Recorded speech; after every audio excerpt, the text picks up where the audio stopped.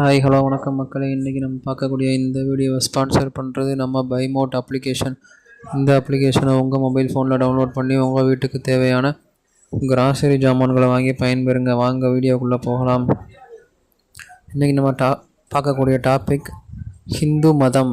அதை பற்றி தான் பார்க்க போகிறோம். வாங்க வீடியோக்குள்ளே போவோம். ஹிந்து மதம் என்பது பல்வேறு சிந்தனை முறைகளை உள்ளடக்கியது. இறையியல், புராணம் மற்றும் உரை ஆதாரங்களில் உள்ள பிற தலைப்புகளை பற்றி விவாதிக்கும் பல்வேறு பகிரப்பட்ட கருத்துக்களால் குறிக்கப்படுகிறது. இந்து நூல்கள் ஸ்ருதி மற்றும் ஸ்மிருதி என வகைப்படுத்தப்பட்டுள்ளன. முக்கிய இந்து வேதங்கள், உபநிடதங்கள், புராணங்கள், மகாபாரதம், ராமாயணம் மற்றும் ஆகமங்கள்.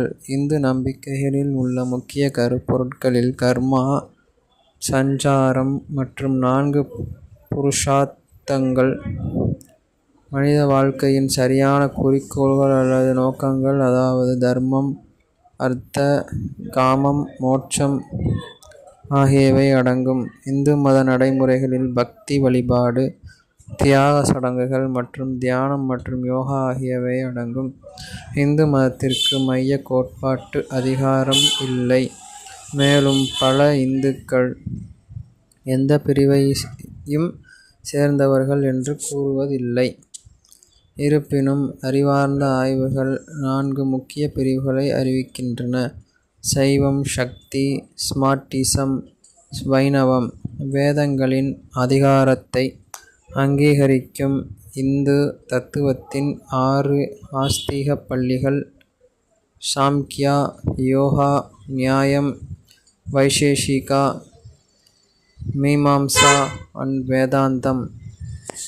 பாரம்பரிய இதிகாச, புராணம் மற்றும் அதன் பெறப்பட்ட காவிய புராண காலவரிசை இந்து மதத்தை ஆயிரக்கணக்கான ஆண்டுகளாக இருக்கும் ஒரு பாரம்பரியமாக முன்வைக்கும். அதே வேளையில் அறிஞர்கள் இந்து மதத்தை பல்வேறு இந்திய கலாச்சாரங்களுடனான பிராமணிய எலும்பியல் இணைவு அல்லது தொகுப்பு என்று கருதுகின்றனர்.